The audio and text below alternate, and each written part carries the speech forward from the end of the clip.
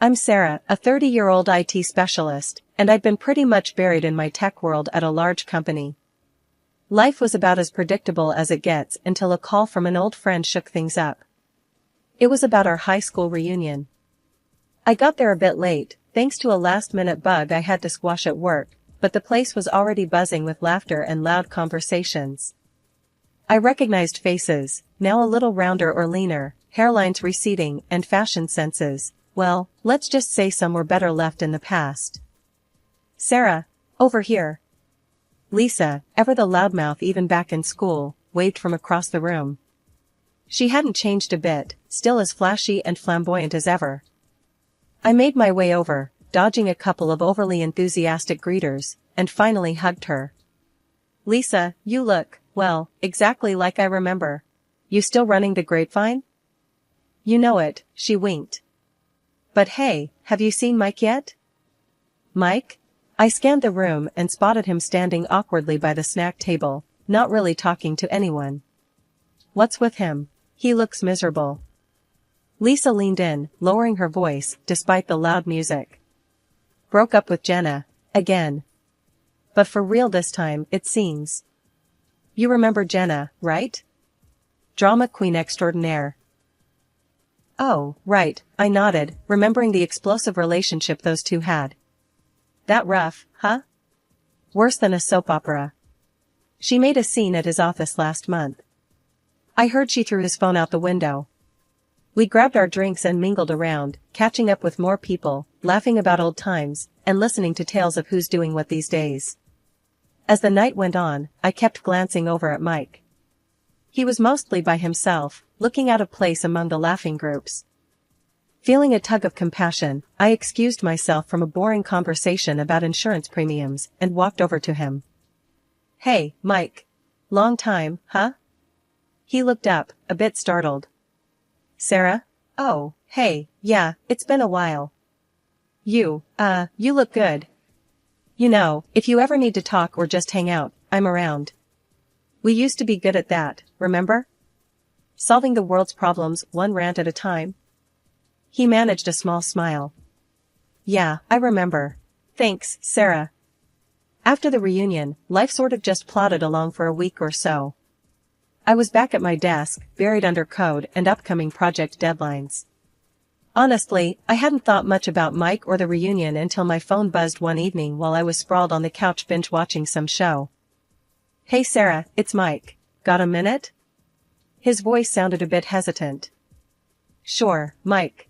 What's up? I muted the TV, my interest piqued. I was just thinking about the other night at the reunion. We didn't really get much of a chance to catch up. How about we meet for coffee this weekend? Cafe Cornerstone. The rest of the week crawled by, but finally, Saturday came. I found Cafe Cornerstone nestled between a bookstore and a bakery. Its quaint setup with cozy nooks seemed ideal for long conversations. Mike was already there, seated at a back table with 2 coffees and a slightly anxious smile. Hey, you made it, he stood up as I approached, pulling out a chair for me. Hope you like caramel macchiato. Thanks, and yeah, I love it. I settled into the chair, smiling at the gesture. This is a nice spot, Mike. Feels hidden away from the world.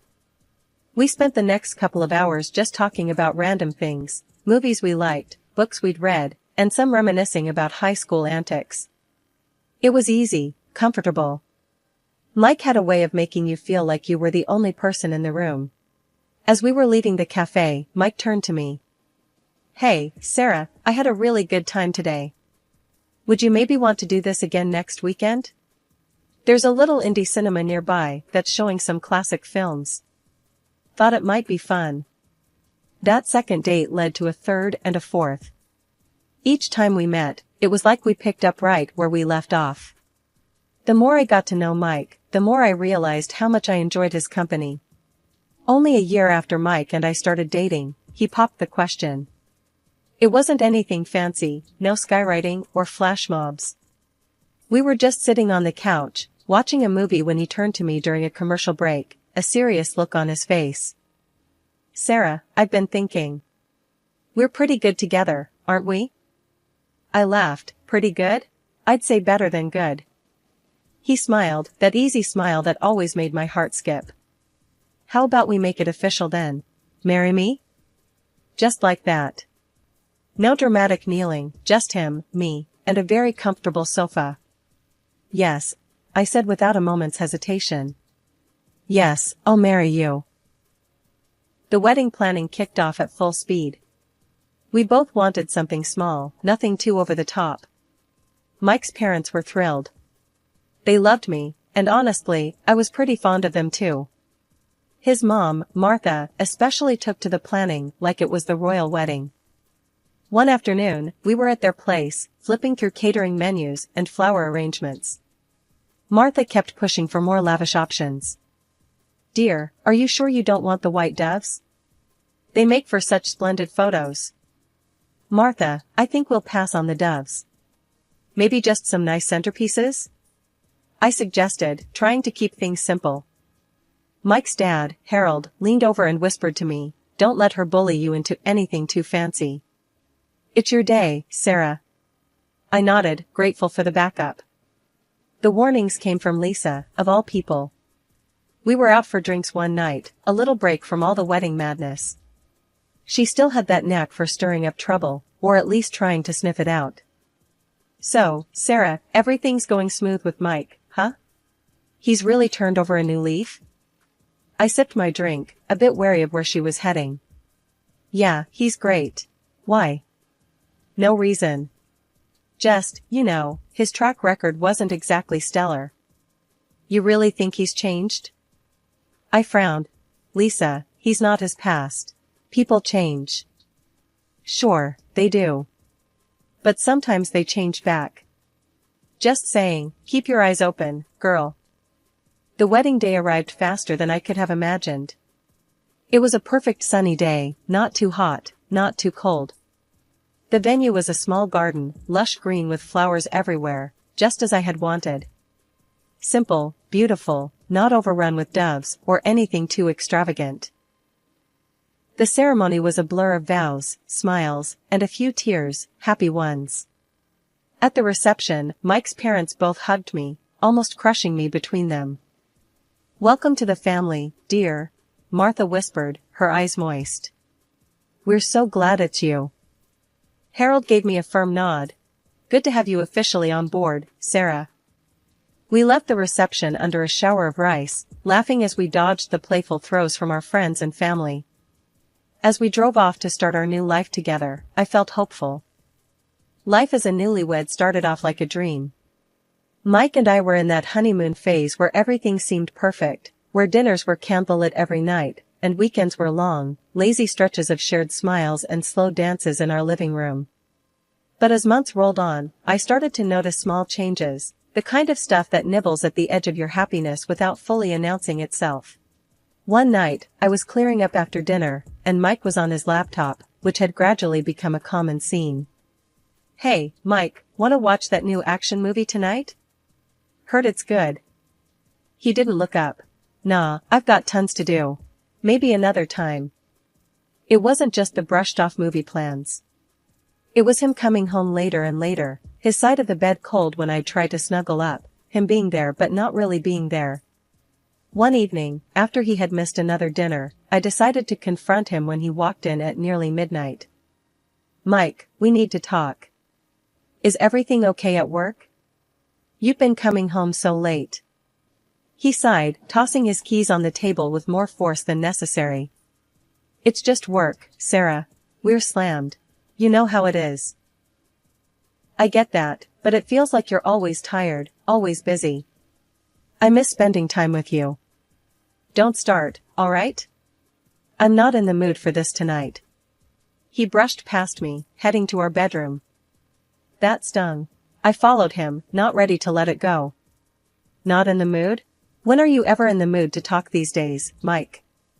He paused, the anger in his eyes softening a bit. Just going through a rough patch. It'll get better.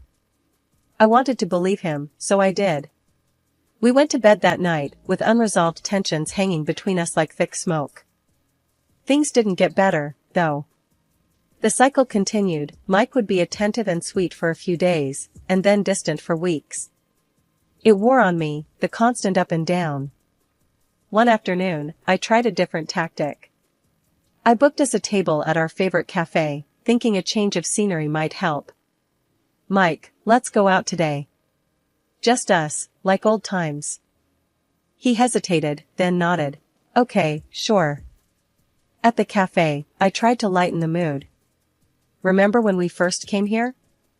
You spilled coffee all over yourself trying to impress me with your latte art skills." He cracked a smile, finally looking at me. "Yeah, that was a disaster. Gave up on being a barista after that." We laughed, and for a moment, it felt like we'd turned a corner. But halfway through dessert, his phone buzzed, and whatever wall had come down went right back up. He checked the message and stood abruptly. "I've got to go back to work. Something's come up." "Right now? It's Saturday, Mike." "I don't control the timing, Sarah. I'm sorry, I have to handle this." There was a hardness in his voice that didn't sit well with me. I watched him leave, the half-eaten dessert a silent witness to another failed attempt. I sat there a long while, thinking about Lisa's warning, about how people change back sometimes. The past few months had been a roller coaster. One minute, Mike was the sweet guy, attentive and full of surprises. Next thing I knew, he was cold, buried in work, and coming home later each night. That evening was no different, or so I thought until he walked through the door with a scratch clawing down his face. "What happened to your face?" I asked, my voice sharp, cutting through the silence of our living room. Mike flinched, a little startled by my directness. "It's nothing. Had a bit of a mishap on the road. Almost collided with a car." I stared at him, trying to piece together the scene. "And that got you scratched?" He sighed, shifting uncomfortably. "Yeah, the other driver, a woman, she freaked out. We argued, and she scratched me." I crossed my arms, leaning against the kitchen counter. "Really? That sounds kinda wild, Mike." He avoided my eyes, focusing instead on a loose thread on his sleeve. "I swear, that's what happened." Something about his tone didn't sit right with me. It wasn't just the scratch or the implausible story, it was the way he was acting, edgy, defensive. We'd had our issues lately, sure. He'd even thrown out that I was too calm, too boring. That had hurt, more than I'd let on, leading to more arguments than I could count. But this was different. "You expect me to believe that? After the way things have been between us?" I pressed, needing more than just his awkward excuses. "Sarah, please, I don't want to fight." He finally met my gaze, his face a mix of frustration and pleading. I shook my head, feeling a mix of anger and sadness. "Neither do I, Mike. But you come home looking like you've been in a bar fight, and you tell me it was some random woman on the road?" He ran a hand through his hair, a gesture of pure frustration. "Yes, that's exactly what happened." "Why is that so hard to believe?" "Because it's you, Mike. Because one day you're sweet and caring, and the next, you're this distant guy who stays late at work and comes home with scratches." He stepped forward, his expression softening. "I know it's been rough, I know I've been off. But I'm telling you the truth. Let's not go down this road." I wanted to believe him, really, I did. Part of me wanted to wrap my arms around him, to make everything okay with a hug like I used to. But another part, a growing part, couldn't shake the feeling that something was seriously wrong. "Mike, I want to believe you. I do. But something's got to give. We can't keep going like this." He nodded slowly. "I know. I'll try harder. We'll get past this, I promise." I wanted to end the night there, to say it was all okay and fall into bed together like we used to. But I couldn't. Instead, I just nodded, the promise hanging in the air, fragile and thin. He looked relieved, maybe even a little hopeful. "Thank you, Sarah. I love you, you know that, right?" "I know," I replied, the words automatic. "I love you too." But as he walked away to clean up his face, and I turned back to the dishes, the doubt remained, gnawing at me. Love wasn't supposed to be this hard, was it? Not if it was real, not if it was right. A week before our wedding anniversary, which I had planned to celebrate with a romantic candlelit dinner, disaster struck. I was crossing the road near my workplace when suddenly, a car came out of nowhere. The next thing I knew, I was waking up in a hospital bed, pain throbbing through my ankle and my head spinning. The doctors did a bunch of tests, a CT scan, and X-rays, and concluded I had a dislocated ankle along with a concussion. They decided to keep me in the hospital for a week to monitor my condition. Once I was somewhat alert, I called Mike. His phone rang a few times before he picked up. "Hey, what's up?" he answered, his voice sounding rushed. "Mike, I'm in the hospital," I said, trying to keep my voice steady despite the swirling pain and confusion. What happened?" He sounded concerned, finally. "I got hit by a car. It's bad, but not too bad. I'm okay, sort of. I have a concussion and a dislocated ankle. They're keeping me here for a week." There was a pause on the line, then, "Oh, wow, Sarah, look, I can't talk right now. I'm at the airport." "Airport? Why?" "I had to leave for a business trip, urgently. I won't be back for 2 weeks." His words felt like another blow, this time to my heart. "What? Mike, our anniversary is in a few days. Why didn't you tell me about this trip?" It came up last minute. Sorry, I really can't talk now. You're distracting me, Sarah." Then he just hung up. I was left holding the phone, stunned and alone. Tears welled up in my eyes, not just from the pain in my body, but from the sharp ache in my chest. I called my mother-in-law, and she came to the hospital with some clothes and hygiene products. "I don't understand, why didn't Mike tell me he was going away?" I asked her as she helped me settle in. She looked troubled, her hands fussing more with the blanket than necessary. "I don't know, dear. He didn't tell us much either. But don't worry, everything will be fine." After she left, I lay there, staring at the sterile hospital ceiling, the beeps of machines around me. I couldn't just lie there and do nothing. I needed answers. I picked up my phone again and called Mike's office. His boss, Greg, who had always been friendly with me, answered the phone. "Hey, Sarah, how are you doing?" "Not great, Greg. I'm in the hospital. Listen, I need to ask you something. What business trip is Mike on?"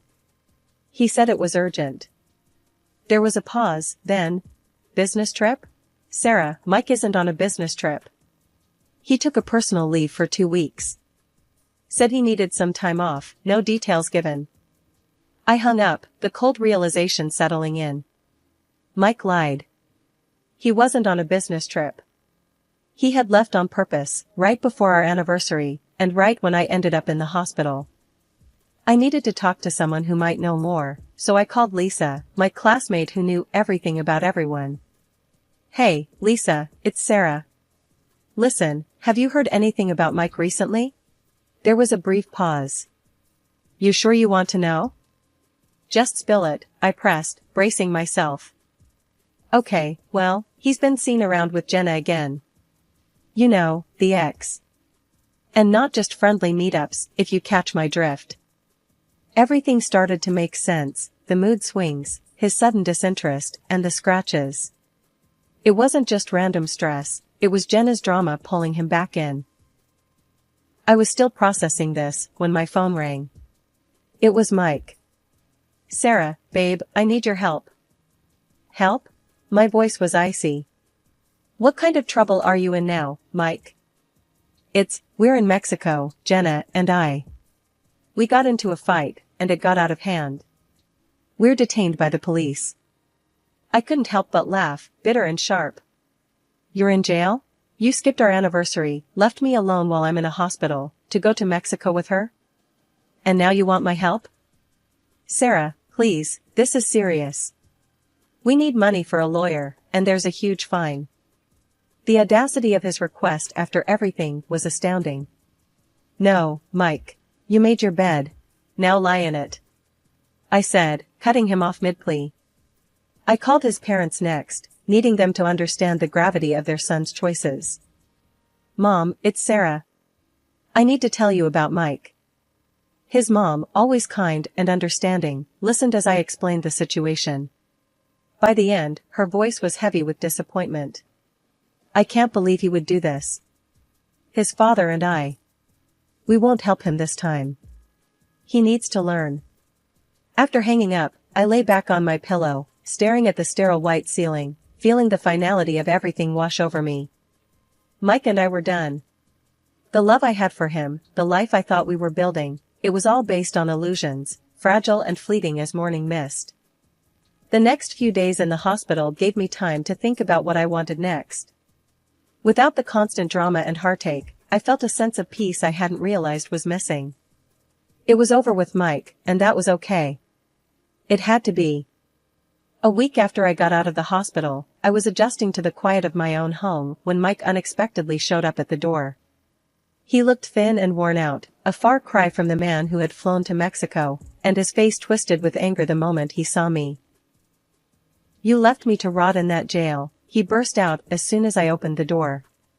"How could you do that to me?" I couldn't help but laugh, not because it was funny, but because of the absurdity of it all. "Me? Leave you? Mike, you dug that hole all by yourself. And just so you know, I'm filing for divorce.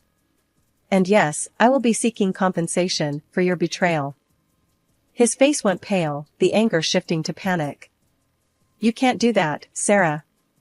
We can sort this out." "Sort this out? There's nothing left to sort, Mike. You've done enough." I was calm, more composed than I thought possible given the circumstances. I had gotten in touch with a lawyer the day I left the hospital. By then, she had already reached out to the Mexican authorities. They were surprisingly cooperative, providing all the necessary evidence of Mike's infidelity, including a signed statement from both him and Jenna about their relationship. Seeing Mike's desperation, I felt a mixture of pity and resolve. "You should have thought about sorting things out before you decided to cheat and lie, Mike. It's over." "But, Sarah, No buts. It's done. My lawyer has everything. The police, the testimonies, the photos, all of it." Mike slumped against the doorframe, defeated. "What about us? Our marriage? It ended the moment you decided to betray it. There's no us anymore, Mike. Only me and what I decide to do next. And right now, I decide to move on." With that, I closed the door on him, literally and metaphorically. Over the next few weeks, the divorce proceedings moved quickly, thanks to the overwhelming evidence.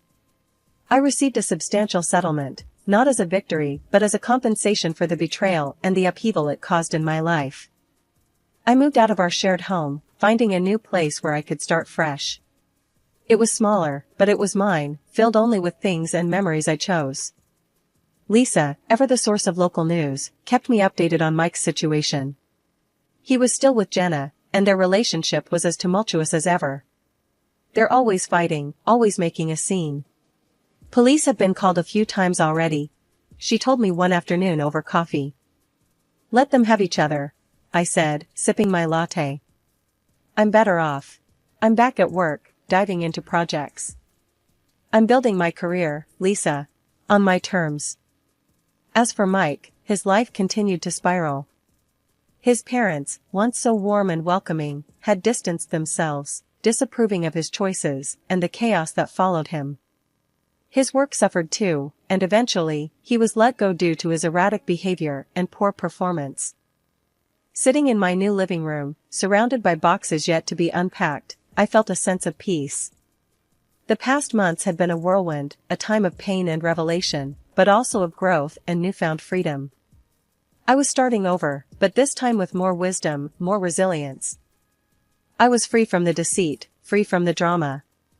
It was just me, my work, and a future that looked brighter by the day. As I set up my new space, every picture I hung and every book I shelved was a testament to my new beginning, to my ability to rebuild and flourish.